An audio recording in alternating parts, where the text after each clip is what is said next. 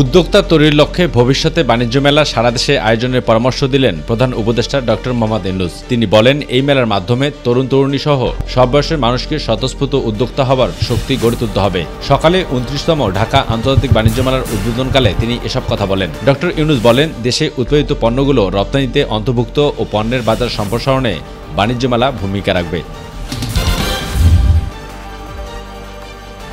জাতীয়তাবাদী ছাত্রদলের ৪৬তম প্রতিষ্ঠা বার্ষিকী উপলক্ষে বেলা ১১টায় ছাত্রদলের নেতাকর্মীদের সাথে নিয়ে সাবেক রাষ্ট্রপতি জিয়াউর রহমানের সমাধিতে পুষ্পস্তবক অর্পণ করেন দলটির স্থায়ী কমিটির সদস্য ডক্টর মঈন খান। এ সময় তিনি বলেন, সংস্কারের সাথে নির্বাচনী প্রস্তুতিও চলতে হবে। ডক্টর মঈন খান বলেন, সংস্কার ধারাবাহিক প্রক্রিয়া, আগে সংস্কার ও পরে নির্বাচন কোনো অর্থ বহন করে না।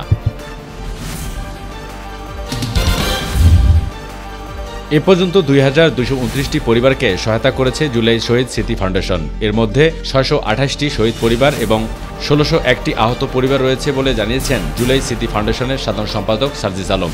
তিনি জানান, এখন পর্যন্ত অনুদান পাওয়া গেছে ১০৯ কোটি ২০ লাখ টাকা। এর মধ্যে ৪৭ কোটি ৩২ লাখ টাকা দেওয়া হয়েছে। বর্তমানে ফান্ডে আছে ৬১ কোটি টাকা। সারা দেশের শিক্ষা প্রতিষ্ঠানগুলোতে নতুন শিক্ষাবর্ষের প্রথম দিনে দেওয়া হলো নতুন বই। এতে আনন্দে উল্লাসে ভাসছে শিক্ষার্থীরা।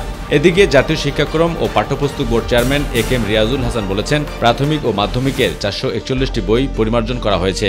সকালে এসব কথা বলেন তিনি বলেন, ২০ তারিখের মধ্যে সকল শ্রেণীর বই শিক্ষার্থীদের হাতে পৌঁছে যাবে।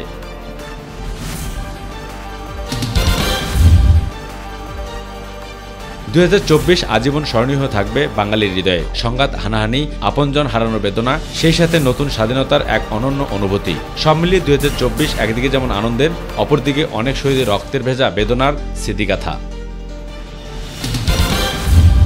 নতুন বছরের ১ জানুয়ারি বিশ্বের জনসংখ্যা হতে যাচ্ছে ৮০৯ কোটি। বিদেয়ী বছরে বিশ্বের জনসংখ্যা বেড়েছে ৭,১১,৭৮,০৮৭ জন। সেই হিসেব অনুসারে ২০২৫ সালের ১ জানুয়ারি বিশ্বের জনসংখ্যা হতে যাচ্ছে ৮০৯,২০,২৪,৫১১ জন। সেই সঙ্গে বিশ্বের জনবহুল দেশের তালিকায় শীর্ষে রয়েছে ভারত। আর এসব তথ্য জানিয়েছেন যুক্তরাষ্ট্রের কেন্দ্রীয় জনজরিপ সংস্থা ইউএস সেন্সাস ব্যুরো।